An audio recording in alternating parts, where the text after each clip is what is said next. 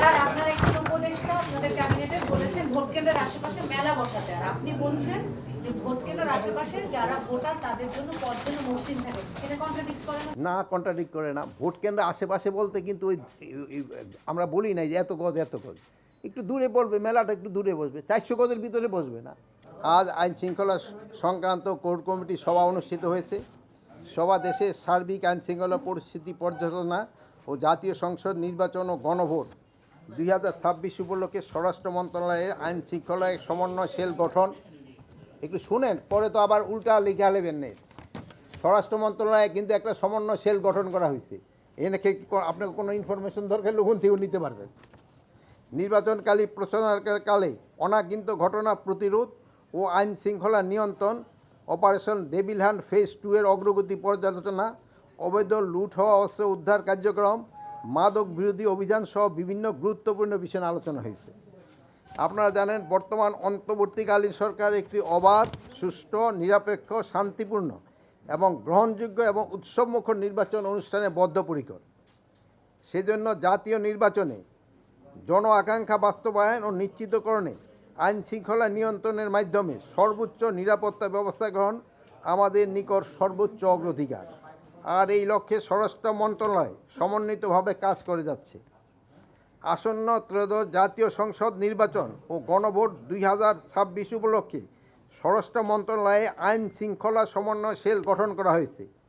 উক্ত সেলে জরুরি যোগাযোগের জন্য টেলিফোন নাম্বার 0247118700, 0247118701, 0287118702, 0287118703 এবং মোবাইল নাম্বার 01550068226 ও 01550064227 এইগুলিতে সংযোগ প্রদান করা হয়েছে। আপনাদের যদি কারো ইনফরমেশন থাকে এরা তখন থেকে আপনারাও নিতে পারবেন। নির্বাচনকালীন আইন শৃঙ্খলা সংশ্লিষ্ট যে কোনো অভিযোগের জন্য উল্লিখিত নম্বরগুলিকে যোগাযোগের জন্য অনুরোধ করা হয়েছে। আপনারা জানেন, নির্বাচনে কমিশনের তফসিল অনুযায়ী 22 জানুয়ারি 2026 তারিখ থেকে নির্বাচনের প্রচারণা শুরু হয়েছে। সেটি আগামী 10 ফেব্রুয়ারি 2026 তারিখ সকাল 7:30 পর্যন্ত চলবে। নির্বাচন প্রচারকালে বিভিন্ন রাজনৈতিক দল ও প্রার্থীদের মধ্যে কোনো অনাকাঙ্ক্ষিত বা অপ্রীতিকর ঘটনা না ঘটে সেজন্য আইন শৃঙ্খলা বাহিনী সচেতন ও সজাগ থাকার নির্দেশনা দেওয়া হয়েছে। একই সঙ্গে এই বিষয়ে রাজনৈতিক দলগুলিকে সহযোগিতা কামনা করা হয়েছে। আমরা চাই সবাই মিলে একটি নিরপেক্ষ, উৎসবমুখর নির্বাচন জাতিকে উপহার দিতে। সেটি বাংলাদেশ নির্বাচনের ইতিহাসের রোল মডেল হয়ে থাকবে। এই ক্ষেত্রে আপনাদেরও সহযোগিতা দরকার এবং আপনারা সবাই আমাদের সাহায্য করবেন এবং আমরাও আপনাদের সাহায্য করব। সবাই আসন্ন ত্রয়োদশ জাতীয় সংসদ নির্বাচন গণভোট 2026 উপলক্ষে নির্বাচনী দায়িত্বে নিয়োজিত কর্মকর্তা সহ আইন শৃঙ্খলা বাহিনীকে বেশ কিছু নির্দেশনা দেওয়া হয়েছে। আপনারা জানেন, প্রশাসন ও আইন শৃঙ্খলা বাহিনী যদি জনগণের আস্থার জায়গায় দাঁড়াতে পারে তবে আইন প্রয়োগ করা সহজ হয়, আর যদি আস্থা হারায় তবে শক্তি দিয়েও শান্তি প্রতিষ্ঠা করা যায় না। সেই জন্য আইন শৃঙ্খলা বাহিনীকে জনগণের আস্থা অর্জনের নির্দেশনা দেওয়া হয়েছে। এক্ষেত্রে তারা যেন কখনো কোনো বেআইনি আদেশ, কোনো স্বার্থন্বেষী এজেন্ডা বা কোনো পক্ষপাতমূলক কর্মকাণ্ডে অংশ না নেয়। এমনকি ঊর্ধ্বতন কর্তৃপক্ষের অবৈধ বা বেআইনি আদেশ মানা যাবে না, সেই নির্দেশনা দেওয়া হয়েছে। আসন্ন জাতীয় সংসদ নির্বাচনে আইন শৃঙ্খলা বাহিনীকে মানবিক মূল্যবোধ এবং সততা, নৈতিকতা, দক্ষতা এবং বিচক্ষণতা ও পেশাদারিত্ব এবং মানবিকতা ও সেবাধর্মী মনোভাব নিয়ে কাজ করার নির্দেশনা দেওয়া হয়েছে। দেশপ্রেমের মহান ব্রত নিয়ে জননিরাপত্তা ও শৃঙ্খলা বজায় রাখতে সর্বোচ্চ ত্যাগ স্বীকার করতে হবে। সরকারি কর্মকর্তা হিসাবে শতভাগ নিরপেক্ষতার সঙ্গে দায়িত্ব পালন করতে হবে। এটা আমি আপনাদেরও অনুরোধ করব। তারা যেন কোনো প্রার্থী বা এজেন্টের নিকট থেকে কোনো প্রকার অনৈতিক বা অবৈধ আর্থিক সুবিধা গ্রহণ না করে, এমনকি দায়িত্ব পালনকালে তাদের কোনো প্রতিনিধির নিকট থেকে কোনো খাবারও যেন না গ্রহণ করে, সেই বিষয়ে নির্দেশনা দেওয়া হয়েছে। ভোটকেন্দ্রে কোনো প্রকার অনিয়ম বা বিশৃঙ্খলা সৃষ্টি হলে রিটার্নিং অফিসার সহকারী রিটার্নিং অফিসার প্রিজাইডিং অফিসারের পরামর্শ মোতাবেক আইন শৃঙ্খলা বাহিনীকে তা শক্ত হাতে দমন করতে হবে।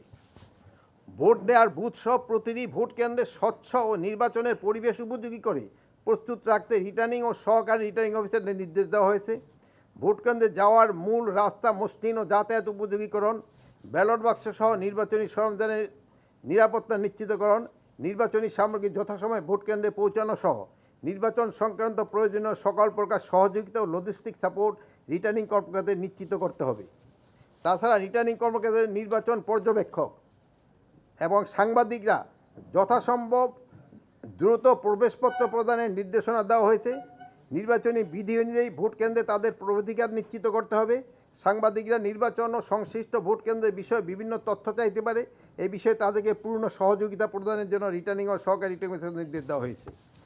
গত 13 ডিসেম্বর 2025 তারিখ থেকে চালু হওয়া অপারেশন ডেভিল হান্ট ফেজ 2 অভিযানে গতকাল 25 জানুয়ারি 2026 তারিখ পর্যন্ত 22,464 জনকে গ্রেপ্তার করা হয়েছে।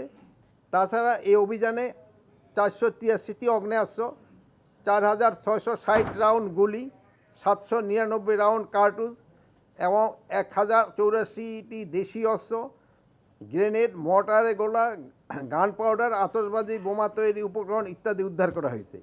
এই সময় মামলা ও ওয়ারেন্ট মূলে প্রায় 42,164 জন সহ সর্বমোট 64,628 জনকে গ্রেপ্তার করা হয়েছে। ডেভিল হান্ট ফেজ 2 এর অংশ হিসাবে চেকপোস্ট ও টহলের সংখ্যা বৃদ্ধি করা হয়েছে, যাতে সন্ত্রাসী ও দুষ্কৃতীরা পার না পেয়ে যায় এবং অবৈধ লুট হওয়া অস্ত্র উদ্ধার আরও বৃদ্ধি পায়। মূলত এসব বিষয় নিয়ে আইন শৃঙ্খলা সংক্রান্ত পরিষদ কমিটির সভায় আলোচনা হয়েছে। আমি আপনাদের সকলকে আন্তরিক ধন্যবাদ এবং কৃতজ্ঞতা জানাচ্ছি। আপনাদের সকলের সহযোগিতা ছাড়া আইন শৃঙ্খলার পরিস্থিতি এই স্থিতিশীলতা বজায় রাখা সম্ভব নয়।